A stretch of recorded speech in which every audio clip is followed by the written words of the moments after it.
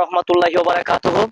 আমি একটি গুরুত্বপূর্ণ কথা নিয়ে আসছি, খুব কঠিন একটি জাল হাদিস, যে জাল হাদিসের কারণে জাহান্নামে যেতে পারেন আপনি, আর জাহান্নামে যেতে পারে যে বিশ্বাস করবে ওই ব্যক্তি।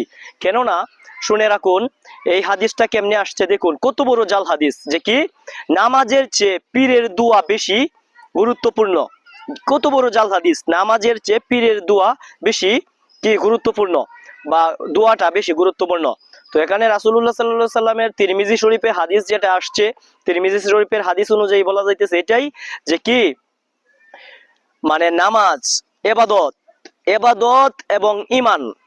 আপনার জান্নাতে যেতে হলে ঈমানকে শক্ত করতে হবে এবং ইবাদত করতে হবে। ইবাদতের কোনো বিকল্প নাই, ঠিক আছে, ইবাদতের কোনো বিকল্প নাই।